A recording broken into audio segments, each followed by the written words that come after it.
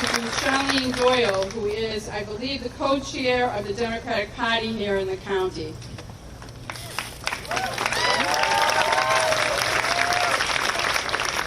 Good afternoon, everybody.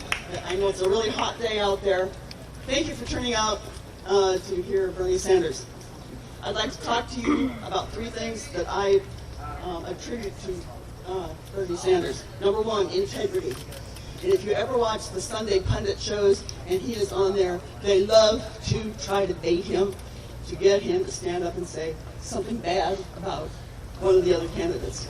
And he always turns that comment right back to the interviewer. Consistency. This man, if you go back and take a look at his voting record and everything he stands for, he still stands for what he did in 1997. So,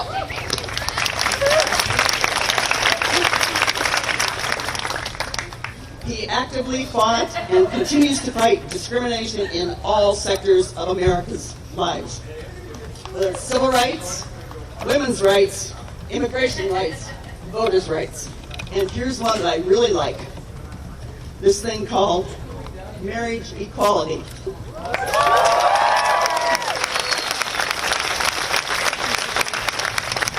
He did not have to evolve to get to that stage, as many of our elected political leaders have, and also a few of the candidates. The third thing is authenticity. What you see is what you get with Bernie Sanders. He walks the talk, and he talks the talk and walks the walk. He is not afraid to stand up for what he believes in. He has stood up against President Obama and TPP. Yet he is unafraid to all of the Congress to stand up for President Obama on the Iran nuclear agreement. So, three things that I attribute to Bernie Sanders: integrity, consistency, and authenticity. It is now time to leave the status quo behind us and move this country forward. That's why I support Bernie Sanders as the Democratic Party's nominee for president in 2016. Please help me to introduce Bernie Sanders and feel the burn.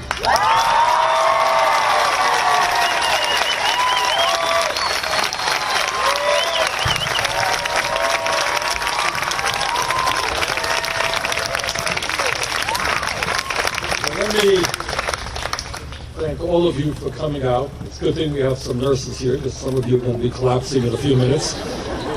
And let me thank Drew and Karen and Charlene for those very generous introductions. One of the problems is after you hear these great introductions, you become disappointed when I get up here. I'm not as good as they think I am, so it's... let me just begin by saying, as some of you know, we began this campaign all of 4 months ago. And the momentum that we are seeing here in Iowa and all across this country has been nothing less than extraordinary. When we started, we were 3 or 4% in the polls. We are moved up very significantly. When we started, we had relatively small turnouts, and a few weeks ago, we were in Portland, Oregon, and we had 28,000 people out, and we've had a pretty amazing feeling being in the home of the Portland Trailblazers and looking up at the third tier and seeing it filled. And throughout New Hampshire and throughout Iowa, we've had just great crowds, including this wonderful turnout this afternoon in Grinnell. But it's not just the large turnouts that we have been seeing. Our campaign is different than other campaigns, and that we are one of the very few campaigns that does not have a super PAC.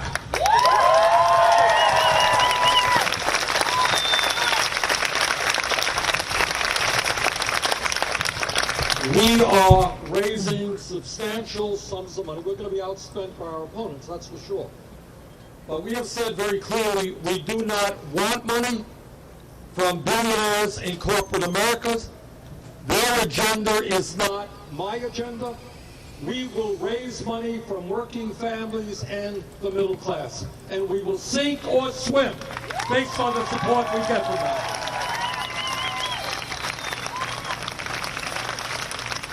And I'm very proud to tell you that we have, up to this point, received over 400,000 individual contributions. And you know what the average is? $31.20. How's that? So we're not going into these meetings with billionaires and coming out with millions of dollars. That's how we are raising money. And furthermore, we have an extraordinary volunteer network. Over 100,000 people are knocking on doors today here in Iowa, around the country, making phone calls, handing out literature. This is a people's grassroots campaign, and that, my friends, is why we are going to win this election.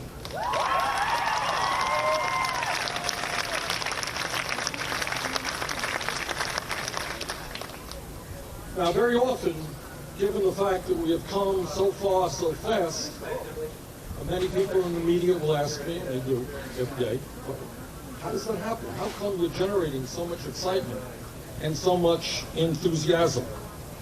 And the answer to that is that the American people, in my view, are sick and tired with establishment politics. They are sick and tired with establishment economics. They are sick and tired with establishment media.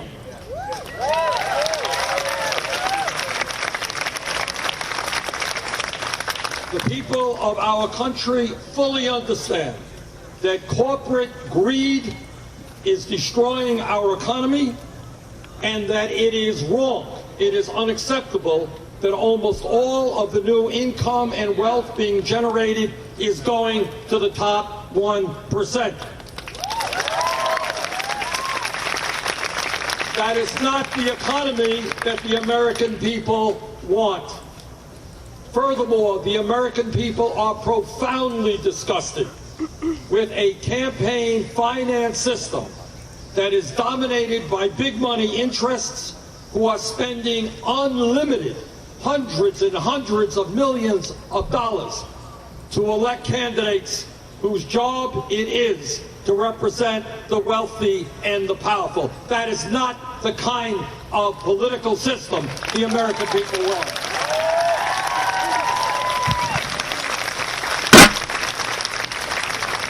And the American people want a media which is not just engaged in campaign gossip and looking at politics as if it were a football game. They want a media that helps us discuss and debate the most important issues facing our country.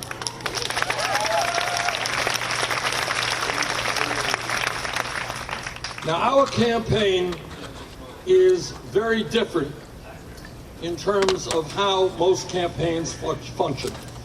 And the reason for that is a pretty profound reason.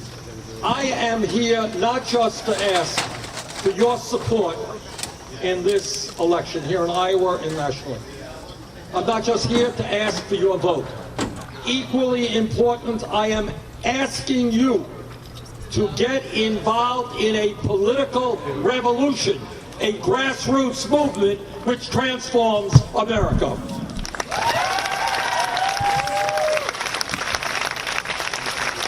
So this campaign is not just about me. It is about you. And it is about people standing up and fighting back and saying loudly and clearly that this great country and our government belong to all of us and not just a handful of billionaires. Welcome to the political revolution.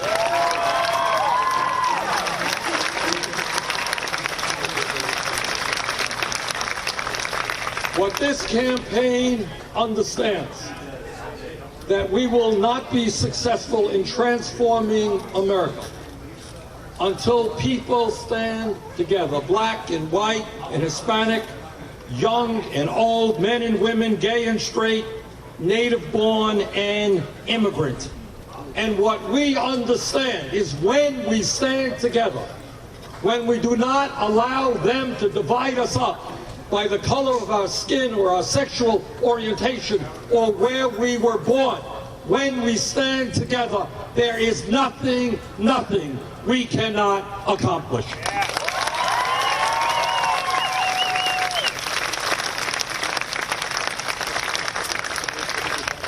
Today, we live in the wealthiest nation in the history of the world. But most Americans don't know that because almost all of that wealth and income is going to the people on top. We may be the wealthiest country in the history of the world, but there are people right in this town who are working longer hours for lower wages. There are people all over Vermont and Iowa in this wealthy nation who cannot afford to send their kids to college. There are families in Iowa, Vermont, and all over America who are working 40, 50 hours a week and are not earning wages that are significant enough to allow them to feed their families. Our job is to create an economy that works for working families and not just billionaires.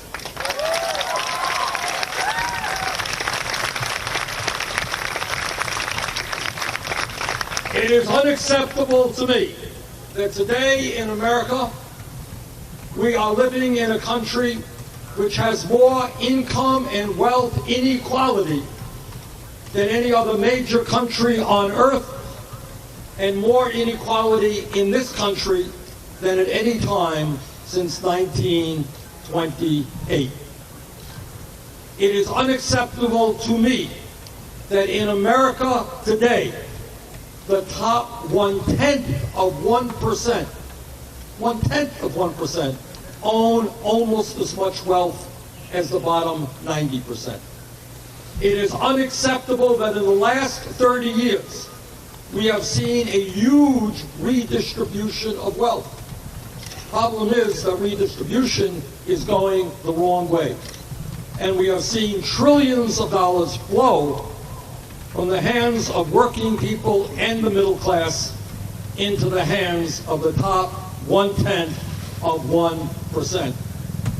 In my view, income and wealth inequality is one of the great moral issues of our time. It is one of the great economic issues of our time. It is one of the great political issues of our time. And together, we are going to address that issue. We are going to end the grotesque level of income and wealth inequality we are experiencing.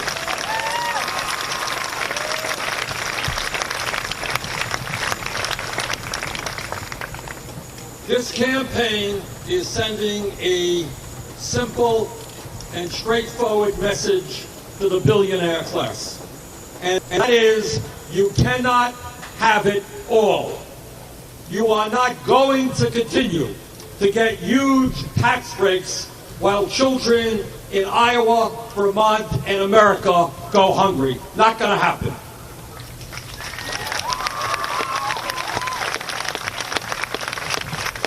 You are not going, as CEOs of large corporations, to continue to send our jobs to China and other low-wage countries while millions of Americans are in desperate need of decent-paying jobs. Not going to happen.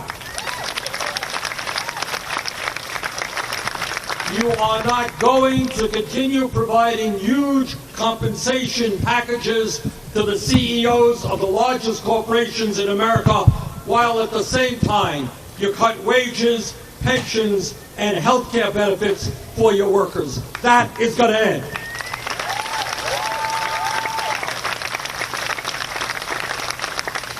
Well, what we're talking about is not just the grotesquely unfair level of income and wealth inequality. We are talking about the fact, and it's important that we put this issue on the table, that yes, the economy today is a lot better than it was 7 years ago when Bush left office. That's clear.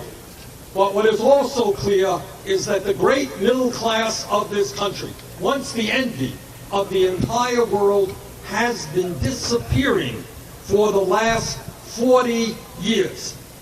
Despite exploding technology and a huge increase in worker productivity, median family income in our country is almost $5,000 less today than it was in 1999. Throughout this country, in my state, in your state, it is not uncommon for working people to be employed not just at one job, but at 2 jobs, at 3 jobs, working outrageous hours in order to cobble together the income and the health care they need to sustain their families.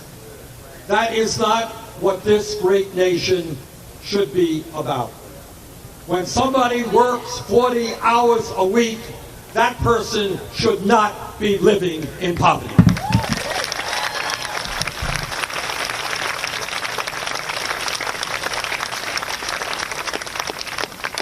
And when we talk about the economy, it's not just income and wealth inequality. It is not just the collapse of the American middle class. It is the fact that real unemployment today is a lot higher than most people understand. The official unemployment rate is 5.3%. But that does not include people who have given up looking for work and people who are working part-time when they want to work full-time. And all of that together, real unemployment in America is over 10%. And now let me tell you something that very few people are talking about, and that is the tragedy regarding youth unemployment in America. Youth unemployment. I asked the Economic Policy Institute a month ago to do a study for me, to tell me what the real rate of unemployment and underemployment was for high school graduates in this country. And this is what they said. For kids between 17 and 20 who graduated high school, real unemployment and underemployment, if they were white, 33%. 33%. If they were Hispanic, 36%. If they were African American, 51%. In other words, we are turning our backs on an entire generation, millions of young people who want to stand up on their own 2 feet, make some money, make a life for themselves, but they're unable to do that. And if anyone here today does not understand that the fact of us having more people in jail than any other country on earth, including China, is not related to massive youth unemployment, you would be terribly wrong. And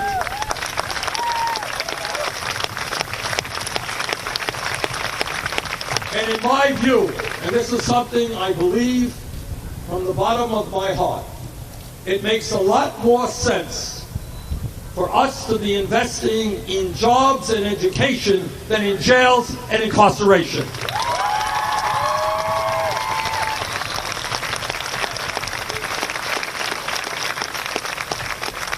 I want to see this country end the shameful distinction of having more people in jail than any other country, and rather I want to see this country having the best educated population in the world. And let me remind you, when we talk about jails and incarceration, it costs a lot less money to send a young person to the University of Iowa than to lock them up and put them in jail.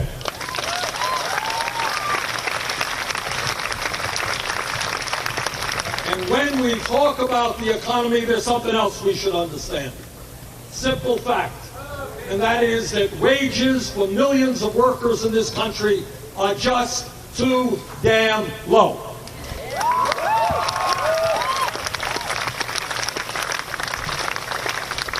The federal minimum wage of $7.25 an hour, which is the minimum wage here in Iowa, is a starvation wage. In my view, If people work 40 hours a week, they should be able to raise their families with dignity, and that is why I strongly support raising the minimum wage over a period of several years to $15 an hour.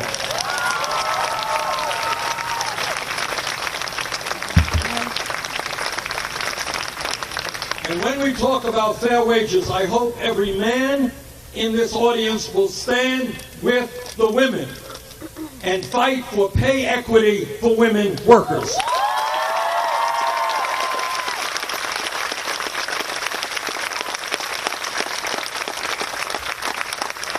There is no rational economic reason that women are making 78 cents on the dollar compared to men. It is old-fashioned sexism, and together we are going to change that.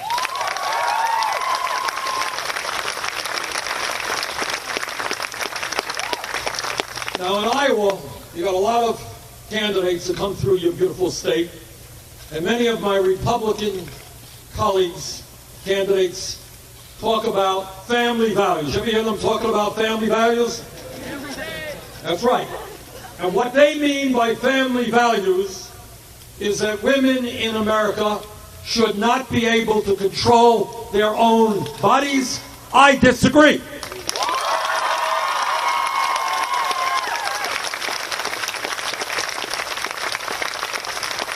They mean by family values that women in this country should not be able to purchase the contraceptives they want. I disagree.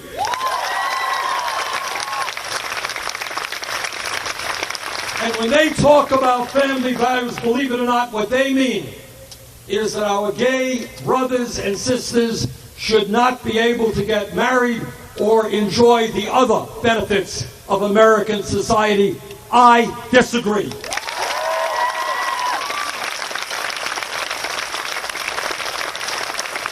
Now, I've got to tell you, I've got 4 kids. I have 7 beautiful grandchildren. My wife Jane and I have been married for 27 years. We believe in family values, and we believe in strengthening families. But our views on family values are just a little bit different than my Republican colleagues. And when I talk about family values, I talk about ending the international embarrassment of the United States being the only major country on earth which does not guarantee workers paid family and medical leave.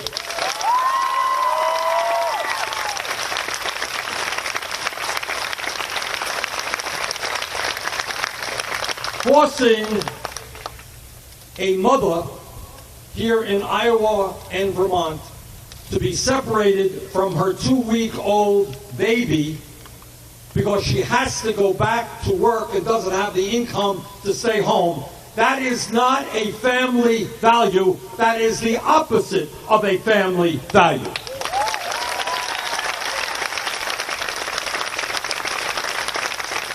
And that is why I support a 12-week paid family and medical leave program for every family in America.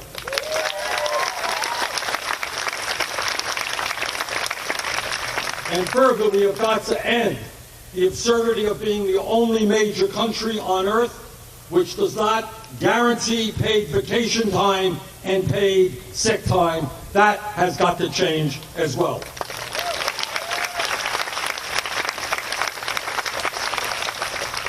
Now, it is one thing to talk about the problems facing our country. It is another thing to talk about the ideas that resolve those problems.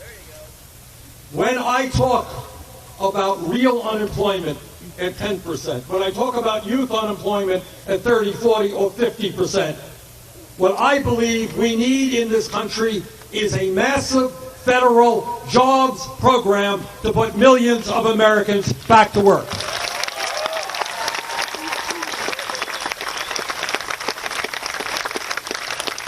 And the best way, the fastest way to do that is to understand that our infrastructure, our roads, our bridges, our water systems, our airports, our rail system are crumbling and in many ways far behind other countries. By investing $1 trillion over a period of 5 years to rebuild our crumbling infrastructure, we can make America safer, more productive, and also create 13 million good-paying jobs, and that is what I intend to do.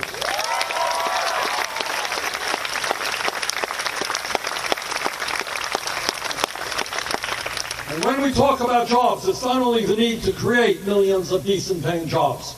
It is the need to prevent the loss of more jobs as a result of our disastrous trade policies. You are looking at a former congressman and a senator who voted against NAFTA, against CAFTA, against permanent normal trade relations with China, and is helping to lead the effort against the Trans-Pacific Partnership.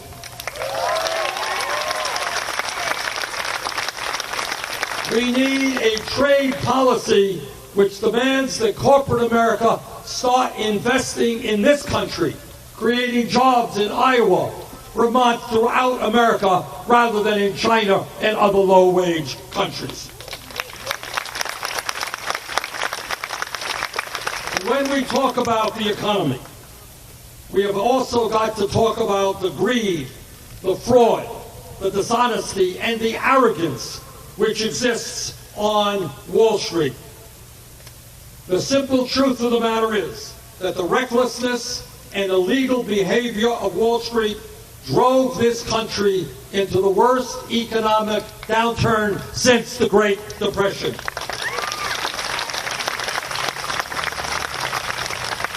We need a financial system that is part of the productive economy, making loans at affordable rates to small and medium-sized businesses so we can create jobs in America. We do not need a Wall Street which is an island unto itself, only concerned about their own profits.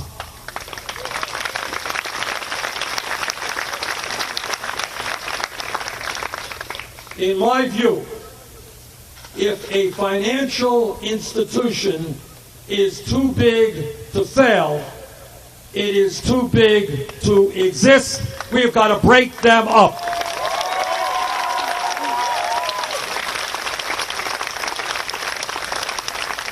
You know, I am often asked, as I asked this morning, well, what is the most important issue facing America? And that's an impossible answer to give because there are so many huge issues out there, and I've discussed already some of them, and I'll be discussing more. But there is one issue which is unique because it impacts every other issue, whether you're concerned about the environment or climate, concerned about education, jobs, women's rights. There is one issue that impacts all of us. And that is, and let me be as blunt as I can in saying this, as a result of the disastrous Supreme Court decision on Citizens United, the American political system has become totally corrupted, and the foundations of American democracy are being undermined.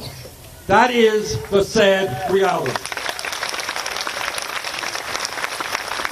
And I wish that I could sugarcoat it, but that's just the simple truth.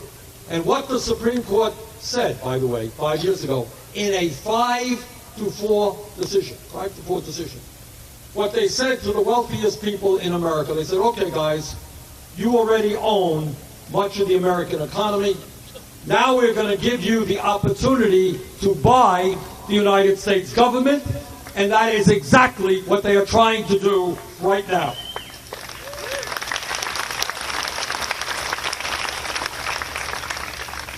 According to media reports, the Koch brothers alone, this is the second wealthiest family in America, an extreme right-wing family that wants to eliminate Social Security, Medicare, Medicaid, the EPA, and so forth. This one family, in this one campaign cycle, will spend $900 million. Got it? $900 million. That is more money than will be spent by either the Democratic Party or the Republican Party.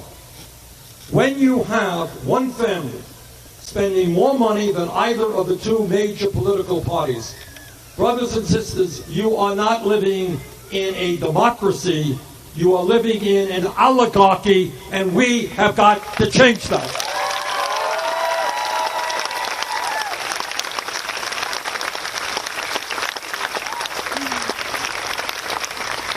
Now, I've not made many campaign promises so far, but let me repeat one that I have made to you, and that is that no nominee of mine to the Supreme Court will get that nomination.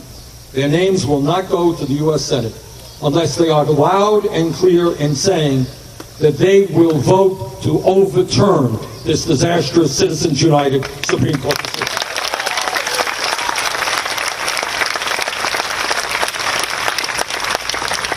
And when we talk about the future of America, I think everybody here knows, especially in a town like Grinnell, you understand that if our economy is to succeed in a highly competitive global economy, we need the best educated workforce in the world. It is beyond comprehension when you think about it, that hundreds of thousands of bright young people today cannot get a college education for one reason and one reason alone. And that is their families do not have sufficient income. That is not only unfair to those low-income and working-class young people, it is absurd when we talk about the need for our country to have a strong economy in years to come.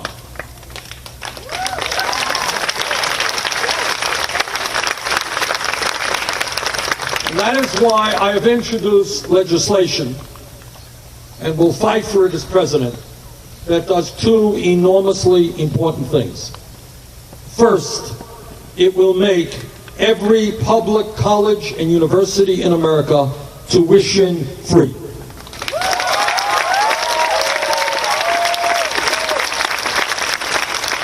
This is not only important for the young people who are having a hard time affording going to college, it is important for our entire country and our entire educational system.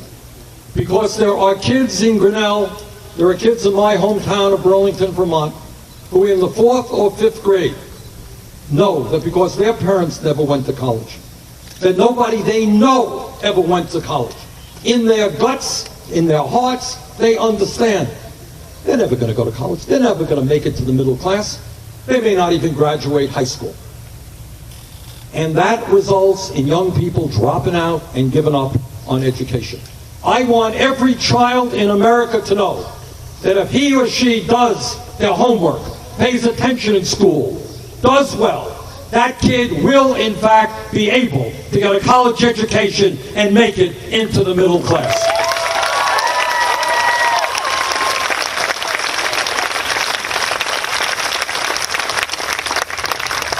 And the other thing that legislation does is it deals with this absurdity that millions of people in our country, many young but some not so young, are struggling under the weight of oppressive college debt. They are owing $10,000, $50,000, $100,000, $300,000 in student debt. And the interest rates that they are paying are 6, 8, 10%. Now, it makes no sense to me that somebody is paying 8, 10% interest rates on student debt when you can refinance your home today at 2, 3, or 4%.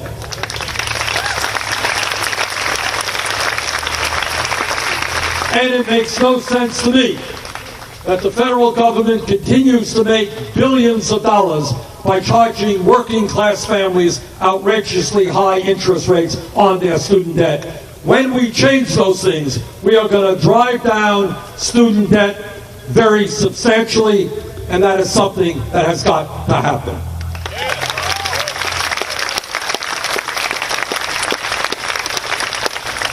And when we talk about the issues that we face as adults, as parents, as responsible human beings, there is nothing more important than leaving our planet healthy, and habitable for our kids and our grandchildren.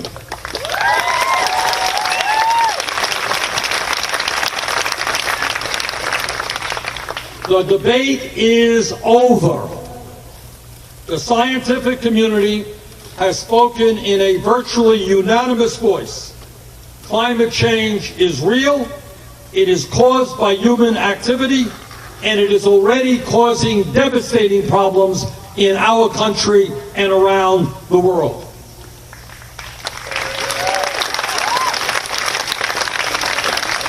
And what the scientists are also telling us is that we have a reasonably short window of opportunity to act boldly and to transform our energy system. And if we do not do that, what they are saying is that by the end of this century, not a very long time from now, the planet Earth will be between 5 degrees and 10 degrees warmer.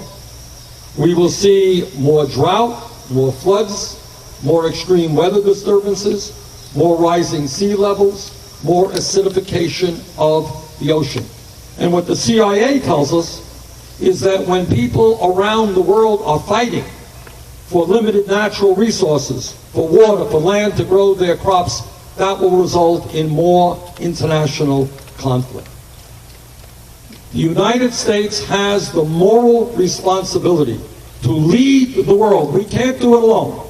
We have got to work with China, Russia, India, other countries in transforming our energy system away from fossil fuel into energy efficiency and sustainable energies like wind, solar, geothermal, biomass. That is what we've got to do.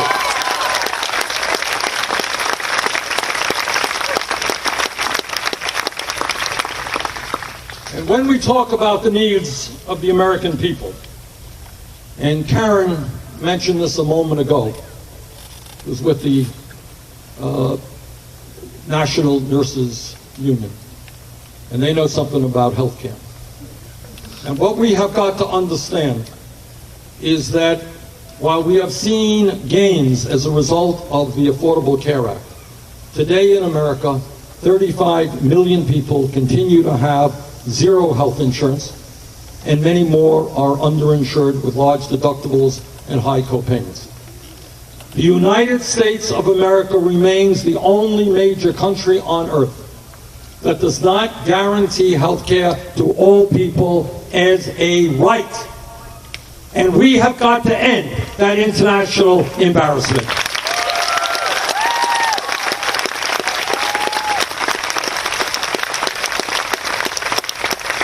And that is why I strongly support our country moving toward a Medicare for all single-payer program.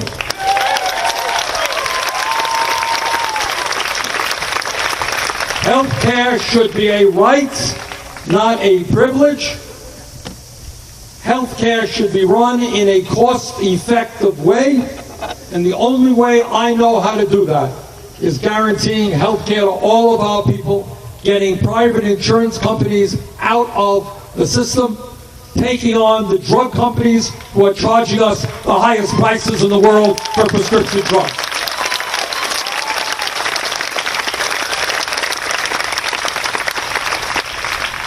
Let me say a word about values. I am the ranking member on the Budget Committee, which means I'm the Democratic leader of the opposition. Let me talk to you a moment about Republican values. The budget that they passed some months ago, Republicans control the House and the Senate, they passed their budget, throws 27 million people off of health insurance. 27 million. And when you ask them how many people will die because they no longer have health insurance, they have no answer. At a time when families all across this country cannot afford to send their kids to college, Republicans over a 10-year period cut Pell Grants by $90 billion. At a time when millions of families having a hard time feeding their kids, Republicans cut nutrition programs by billions and billions of dollars. And then after all of that, to add insult to injury, The Republicans gave over $250 billion in tax breaks to the wealthiest 0.2%. Those are not American values. Those are not American priorities, and we are going to fight them tooth and nail.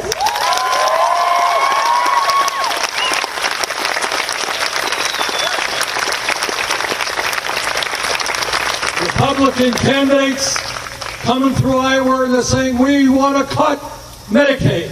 We want to cut Social Security. We want to cut Medicare. Let me tell you this. You have millions of seniors trying to get by on $12,000, $13,000, $14,000 a year. They're making a choice between eating properly or buying the medicine that they need. No, we are not going to cut Social Security. In fact, we are going to expand Social Security benefits. And we are going to lower the cost of prescription drugs.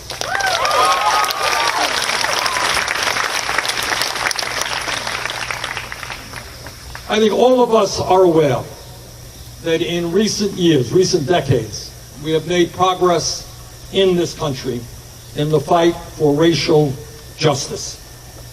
30 years ago, for example, if we were sitting here 30 years ago and somebody came up with a radical, crazy idea that in 2008 an African American would be elected president of the United States, that the American people would have overcome hundreds of years of racism, and that could happen, most people 30 years ago would have said, you're crazy, that could not happen.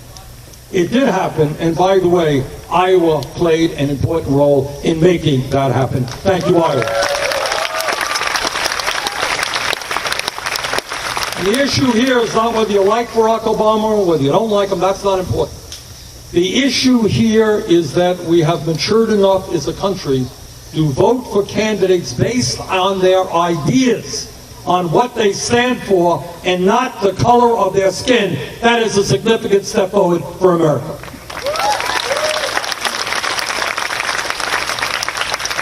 But when we talk about making America the kind of nation we want it to become, we must understand that we still have a long way to go in terms of racial justice. Our goal must be to end all forms of institutional racism and make major reforms in our broken criminal justice system.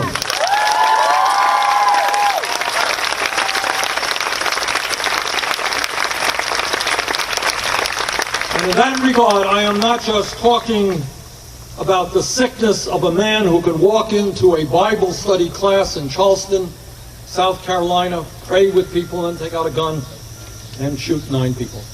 And I'm not just talking about hundreds of organizations in this country, you may know this or not, hundreds of organizations whose sole reason for existence is to foment hate. They stay alive in order to hate African Americans, immigrants, gays, Jews, Catholics, whatever. That is their reason for existence.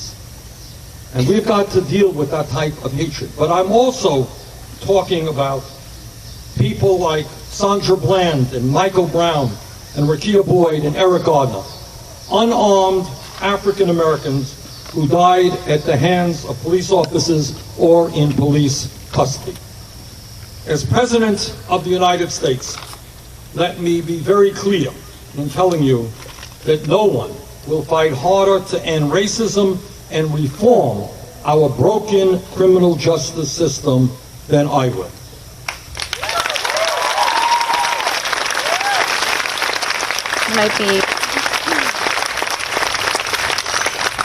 And there are a lot of things that we have got to do.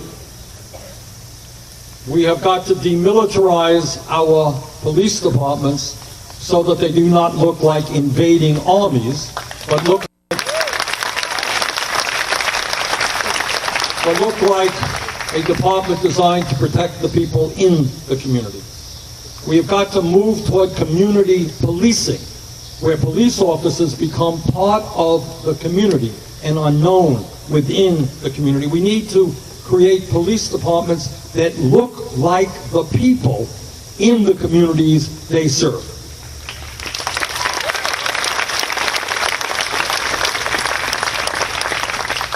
And we need to figure out why it is that so many of our young people, often people of color, are arrested, which makes me think that we've got to rethink the war on drugs.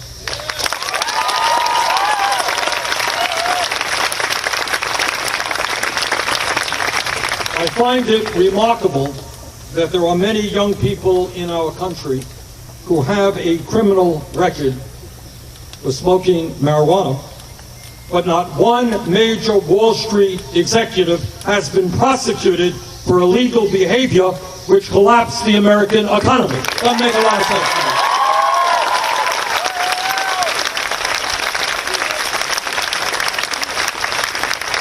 I was a mayor who worked very hard with our local police department in Burlington, Vermont, and I will tell you that the vast majority of police officers in this country are hardworking and doing a very, very difficult, stressful job. Often they are underpaid.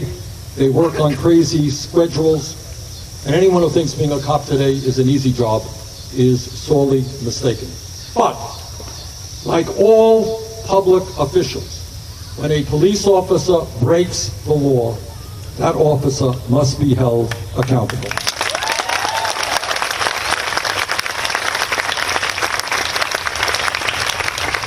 And when we talk about creating the kind of nation we want to see, it is important to understand that there are 11 million undocumented people in this country today. Many were brought here in their youth, and others came to find a life free of fear, oppression, war, or deprivation.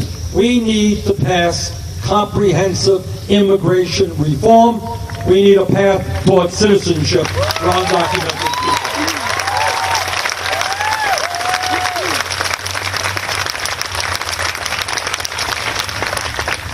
people. You are looking at a senator and a former congressman who looked at all of the evidence that George W. Bush and Dick Cheney and Don Rumsfeld and Condoleezza Rice and all these folks brought forward telling us why we should go to war in Iraq.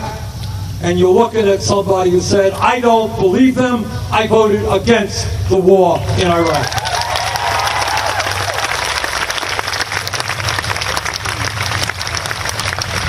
And now we are looking at a situation in Iran. I believe, along with the president, that we have got to do everything that we can to make certain that Iran does not get a nuclear weapon. That would be enormously destabilizing for that region of the world. But I believe that we should achieve that goal by doing everything that we can to make sure Iran does not have a nuclear weapon, but do it in a way that does not lead to a war.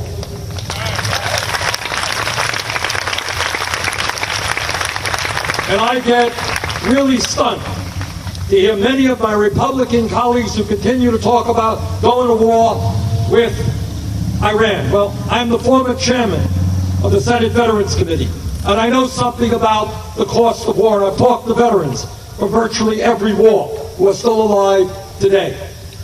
And when you talk about Iraq and Afghanistan, it's not just 6,700 brave men and women who died in those wars. It is 500,000 coming home with post-traumatic stress disorder and traumatic brain injury. Thousands and thousands of lives have been disrupted. Kids are suffering. The cost of war is real. It is tragic. And a great nation must do everything that it can to resolve international conflict without going to war.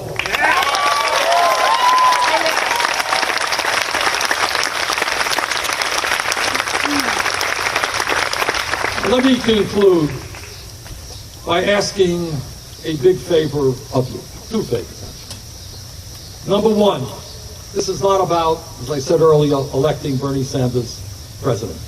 Needless to say, I would appreciate that also. But it's much more than that. It is the need to create a movement of millions and millions of people who are standing up and are prepared to engage in the political process, to work hard to transform our country. Now, in the last election, November 2014, 80% of young people did not vote. 80%. Over 60% of Americans did not vote. And that is exactly what the big money interests want. They have the power. They can control Congress right now, and they would love it if young people say, oh, I'm not going to get involved in the political process. That is what they want. I am asking you to tell the big money interests that if the Koch brothers are prepared to spend $900 million on this election, they understand that politics is enormously important, and that you understand that politics is enormously important, and that you are going to get engaged in the political process.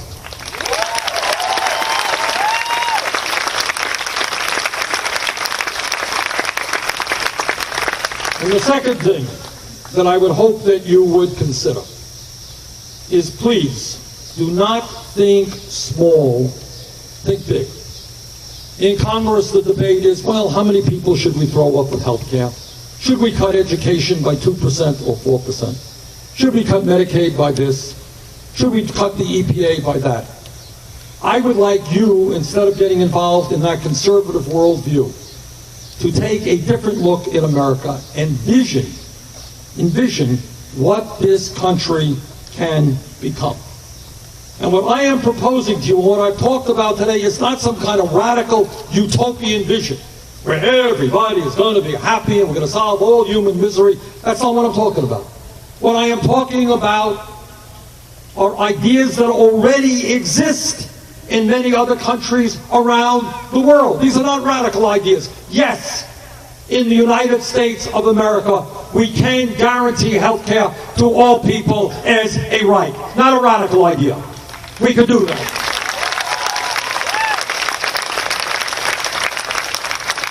In America, we can create a child care and pre-K system so that when mom and dad go to work, they know that their little kids are being taken care of by highly qualified, well-trained, well-paid people, and that we have the best child care and pre-K system in the world. Yeah, we could do that. It is not a radical idea to say that public colleges and universities should be tuition-free. What do you think Germany has? What do you think Scandinavia has? If we are serious about creating an economy that works, we do need to make sure our people, regardless of their income, get the best education they can. Yeah, we can make public colleges and universities tuition-free. Yes, we can substantially lower student debts in America.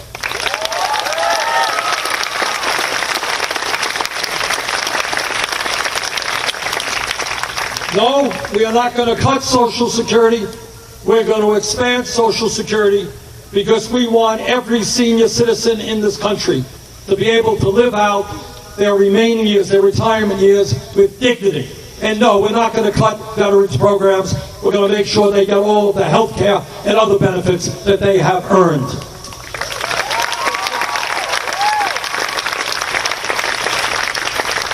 And yes, we can become a nation in where everyone, no matter their race, their religion, their disability, or their sexual orientation, realizes the full promise of equality that is our birthright as Americans. My friends, if we stand together in this, the wealthiest country in the history of the world, in a nation which has a huge capacity for new technology, in a nation which can lead the world in transforming our energy system, there is nothing that we cannot accomplish if we stand together.